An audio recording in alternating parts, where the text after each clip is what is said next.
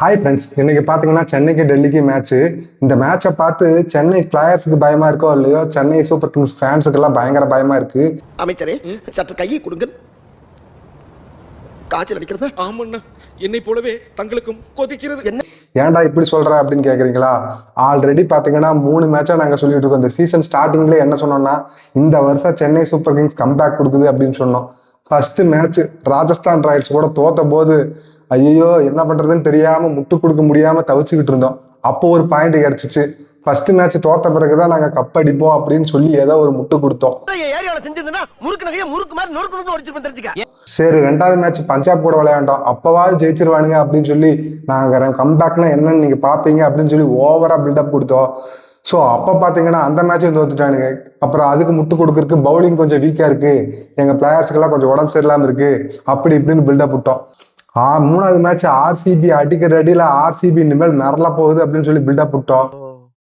எனக்கு நிறைய வேலை இருக்குன்னு தெரிஞ்சுக்கிட்டு வலுக்கட்டாயமா உங்களுக்கு நீ ஆர்சிபி கூடயும் தோத்துட்டோம். தோத்த பிறகு என்ன சொன்னோம்? டுவால் பெர்விஸ் இல்லை, தோனி இல்லை, எங்கள் டீமில் யாருமே இல்லை, நாங்கள் எப்படி ஜெயிப்போம், அதனால தான் நாங்கள் தோத்துட்டோம் அப்படின்னு சொன்னோம். ஸோ இப்படி தொடர்ந்து நாங்கள் முட்டு கொடுத்துக்கிட்டே இருக்கோம். ஊர் ஃபுல்லாக வம்பெழுத்து வச்சுருக்கோம். சிஎஸ்கே நல்லா விளையாண்ட போது வம்பெழுத்து வச்சதெல்லாம் இப்போ வந்து வினையா முடியுது. எல்லாரும் போகிற இடத்துலலாம் கேட்குறானுங்க, எது பேசுறதா இருந்தாலும் நீ 2 பாயிண்ட் எடுத்துகிட்டு பேசுங்கிறாங்க. அவங்கெல்லாம் 17 வருஷமாக ஜெயிக்காத டீம் பிளேயர்ஸ் எல்லாம் நம்மளை கலாய்க்கிற அளவுக்கு நம்ம டீம் வந்து இவ்வளோ மோசமாயிருச்சா?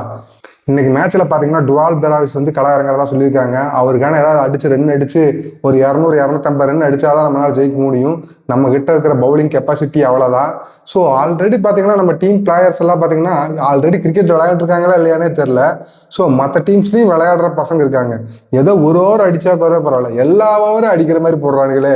நம்ம என்ன இந்த மேட்ச் தோத்த வரைக்கும் என்னென்ன முட்டு கொடுக்குறதுன்னு தெரியல. டுவால் பெராவிஸ் வரப்போறான், தோத்துட்டோம்னா மானக்கேட திட்ட போறானுங்க.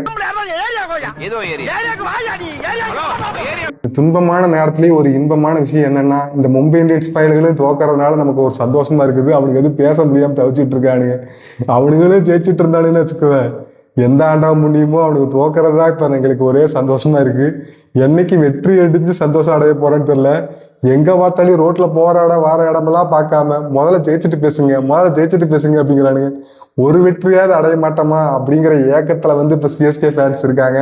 மற்ற டீம் பிளேயர்ஸ் எல்லாம் எங்களை பார்த்து கேட்கறாங்க, என்னடா 1 2 3 எண்ணிக்கிட்டே இருக்கிறீங்க அப்படின்னு சொல்லி, அடிக்கிறக்கா அப்படின்னு சொல்லி கேட்டுட்டு இருக்கானுங்க. 3 அடிக்கு மேல போனா திருப்பி அடிக்கிற மாதிரியே என்ற நான் பாட்டுக்கு எண்ணிக்கிட்டு இருக்கேன், நீ பாட்டுக்கு அடிச்சுக்கிட்டு அடிக்கிறமா அடி வாங்குறமான்னு இன்னைக்கு மேட்ச்ல தான் தெரியும். இன்னைக்கு வந்து பாத்தீங்கன்னா டுவால் பெராவிஸ் வந்து ஆடுறதா சொல்லியிருக்காங்க. அது போக பாத்தீங்கன்னா கேப்டன் ருத்ராஜ் கேட்வாட் வந்து அவர் வந்து பேட்டிங்ல அவரோட கான்ட்ரிபியூட் பண்ணாதான் வந்து ஓரளவுக்காவது நம்மளால சமாளிக்க முடியும். ஏன்னா பவுலிங் கொஞ்சம் வீக்காக இருக்கு அப்படிங்கிறது நமக்கே தெரிஞ்சிருச்சு. ஸோ நம்ம பேட்டிங்ல தான் வந்து அதை காம்ப்ரமைஸ் பண்ணி ஆகணும்.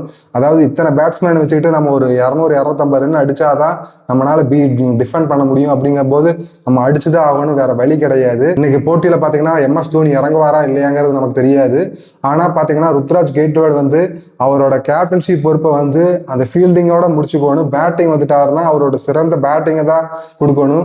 இந்த சஞ்சு சாம்சன் பாத்தீங்கன்னா சென்னை சூப்பர் கிங்ஸ் விளையாடுறதா என் கனவு அப்படி இப்படின்னு சொல்லிட்டு டீமுக்குள்ள வந்துட்டு ஒரு மேட்ச் கூட அடிக்காம இருந்தா என்ன பண்றது?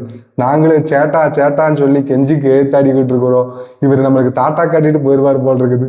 அதே மாதிரி பாத்தீங்கன்னா இந்த ஆயுஷ் மாத்ரே, இந்த பிரசாந்த் வீர், கார்த்திக் சர்மா இவங்கெல்லாம் கொஞ்சம் கான்ட்ரிபியூட் பண்ணி ஸ்கோரை முடிஞ்ச அளவுக்கு ஏற்றி விடுங்க. அப்போதான் நம்ம ஜெயிக்க முடியும். பவுலிங்கில் சுத்தமாக எடுபடாது. நம்ம பேட்டிங்கில் எந்த அளவுக்கு அடிக்கிறோமோ அதுதான் விஷயம். இன்னைக்கு எப்படியாவது ஜெயிச்சிருங்க. இவனுங்களெல்லாம் தூங்க விடாம பண்ணணும். ஆல்ரெடி ஊர் பூரா வம்பெழுத்து வச்சிருக்கோம். எப்படியாவது ஜெயிச்சிருங்கய்யா. இந்த வீடியோ உங்களுக்கு பிடிச்சிருந்துச்சுன்னா லைக் பண்ணுங்க, ஷேர் பண்ணுங்க, மறக்காம சப்ஸ்கிரைப் பண்ணுங்க. Thank you friends.